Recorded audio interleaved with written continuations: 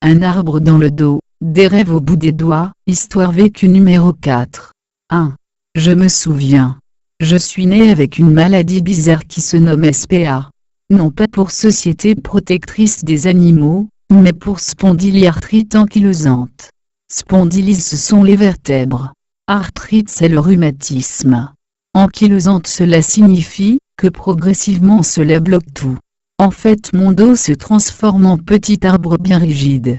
C'est ce qu'on appelle une maladie moderne, car elle n'a été bien diagnostiquée qu'à partir des années 1980, grâce aux travaux d'un monsieur toulousain, comme moi, qui s'appelle Jean Dosset, et qui reçut précisément en 1980 le prix Nobel de médecine pour ses recherches sur ce problème.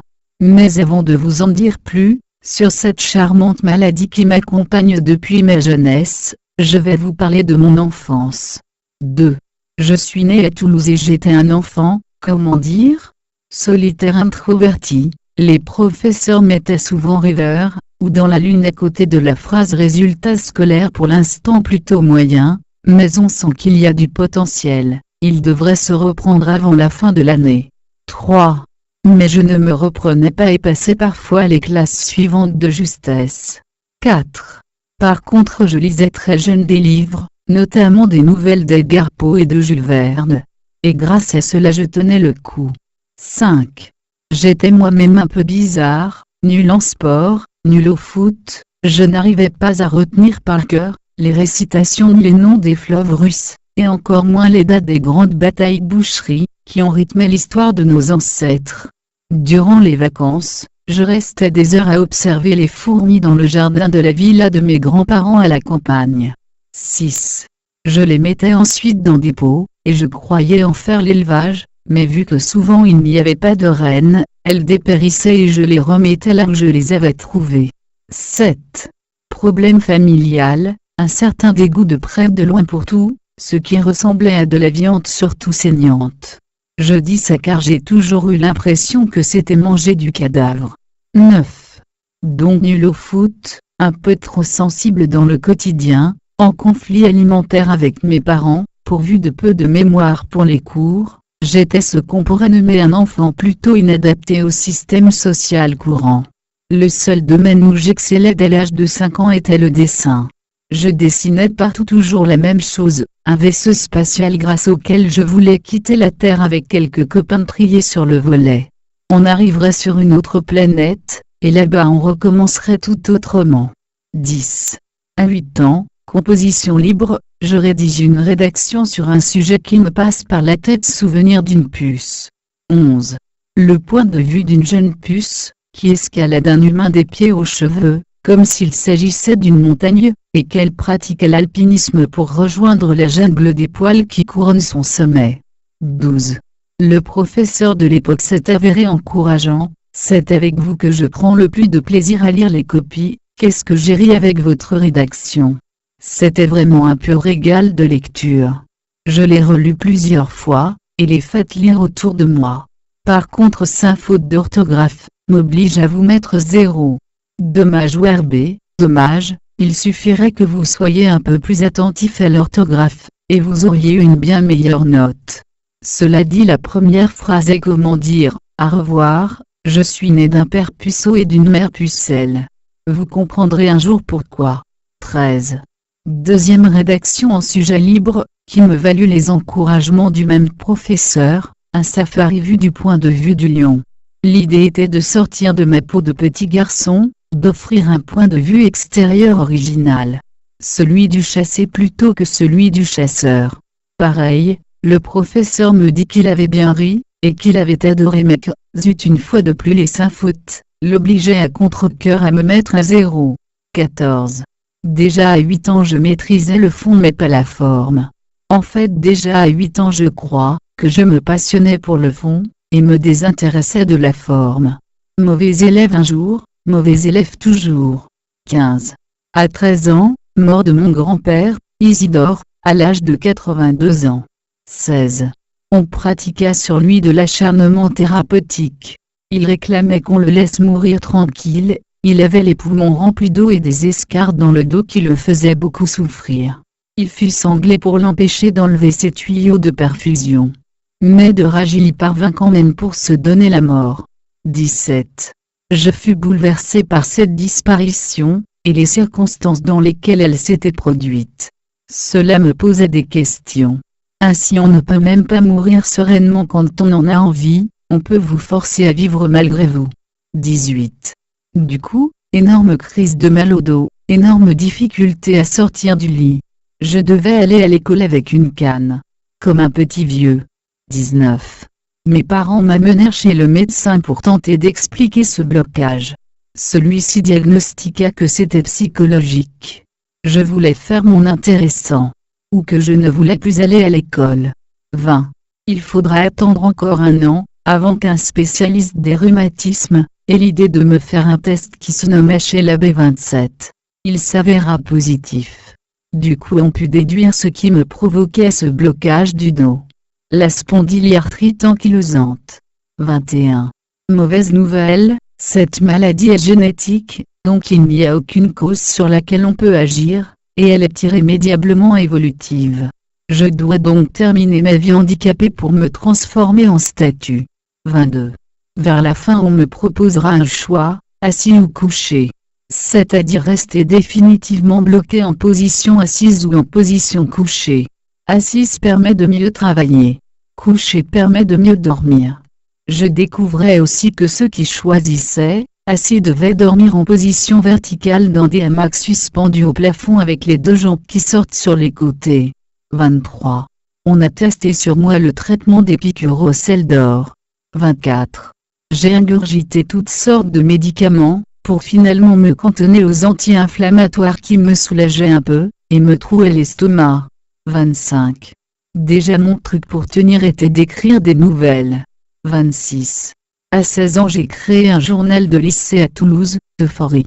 À l'intérieur je publiais mes nouvelles transformées en scénarios de bande dessinée, illustrés par des amis dessinateurs, Fabrice Coget, Michel Dezeral. 27. Une de mes nouvelles m'a semblé amusante à développer, les fourmis. 28. À l'époque j'avais lu dans un article l'interview d'un de mes auteurs préférés Frédéric Dard, connu pour être l'auteur des 100 Antonio, que pour bien écrire un projet de livre, il faut une discipline de 8h à 12h30 tous les matins. 29. Je pris ce conseil à la lettre. 30.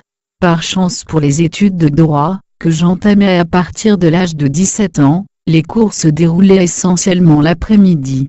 Du coup j'avais mes matinées disponibles pour écrire les fourmis. 31. À 20 ans je passais mes 3 jours d'examen pour le service militaire, qui à l'époque était obligatoire pour tous. Je montrais mon dossier médical où était inscrit mon petit souci de santé. Le médecin militaire qui m'examina se mit à avoir la larme à l'œil en me racontant la tragédie d'un de ses meilleurs amis, qui était atteint de la même maladie à un stade plus avancé. Du coup j'ai été exempté. Ce fut le premier rapport positif de ma SPA. 32. À 16 ans j'ai commencé la rédaction du projet Fourmi. À l'époque je m'étais amusé à créer des acrostiches, c'est-à-dire que les premières lettres de chaque phrase formaient un récit complet caché. 33. La première version faisait déjà plus de 1000 pages, je voulais faire une grande saga dans l'esprit de mes 2 livres cultes de l'époque, Fondation d'Asimov, et d'une de Frank Herbert. 34. Ensuite après avoir échoué à mes examens de droit, j'ai fait criminologie, puis école de journalisme. 35. À 20 ans je gagne un prix de meilleure idée de reportage avec les fourmis carnivores maignants d'Afrique. Je vais sur place au centre écotrope de Lanto en Côte d'Ivoire, et je me retrouve plongé au milieu d'un fleuve de millions de fourmis susceptibles, peu timides et très affamées. Je m'en tire de justesse grâce à la présence d'esprit de Kouassi, mon assistant qui me sort d'un fossé recouvert de ces charmants insectes. 36. Rentré à Paris je réécris tout le roman. 37. En tout, je vais en 12 ans, de 16 à 28 ans, écrire 111 versions de ce projet. La dernière version Z85 comprenait 1500 pages. 38.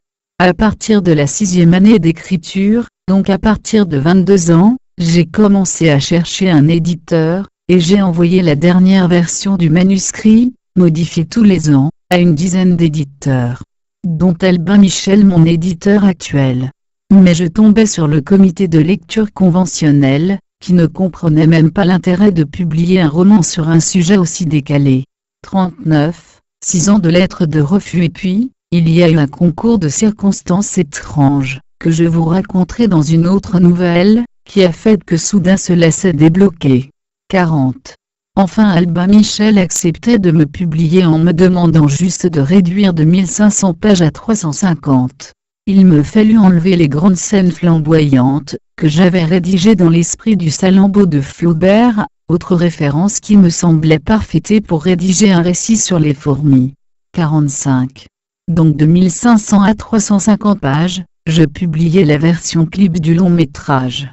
46. À 30 ans j'ai donc enfin été publié, et mes crises se sont définitivement arrêtées. 47. Pourquoi lier les deux ? Parce que cela me semble évident, en fait, le seul remède contre la maladie, est de s'épanouir dans son activité quotidienne. L'écriture de romans a arrêté la progression de ma maladie. 50. J'ai trouvé récemment une étude néo-zélandaise de 2009 montrant que les accidentés de la route qui rédigent tous les jours des récits imaginaires, guérissent 2 fois plus vite que ceux qui ne le font pas, donc il n'y a pas que pour moi que cela fonctionne. L'esprit influe sur la matière. 51.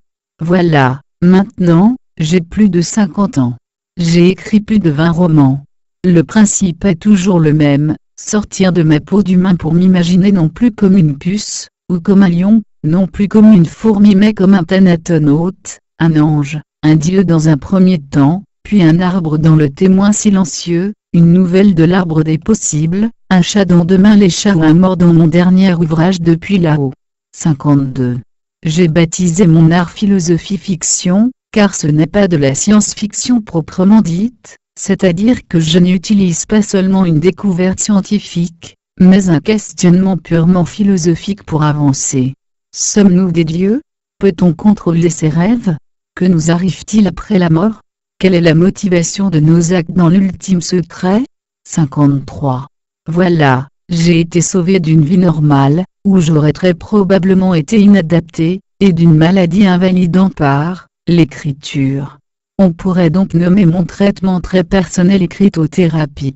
Je crois que nous avons tous un mode d'expression artistique par lequel on peut faire sortir sa pression intérieure.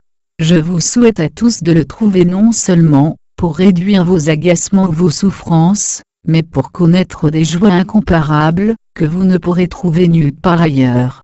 PS, mais si les crises revenaient et que l'arbre dans mon dos se remettait à se rigidifier, je sais maintenant que je choisirais la position assise. PS2, cela dit je vous parle de ce sujet, parce que lors du dernier masterclass de Genève samedi 16 septembre, 4 personnes sont venues me voir pour me dire qu'elles avaient des SPA ou qu'elles connaissaient des personnes en souffrant. J'écris ce texte pour montrer qu'il y a des solutions même si elles ne sont pas forcément médicamenteuses. Il faut se forcer à être heureux rien que pour guérir. Je pense réellement qu'en trouvant un sens à sa vie, on arrange ses problèmes de santé, même s'ils semblent a priori insurmontables.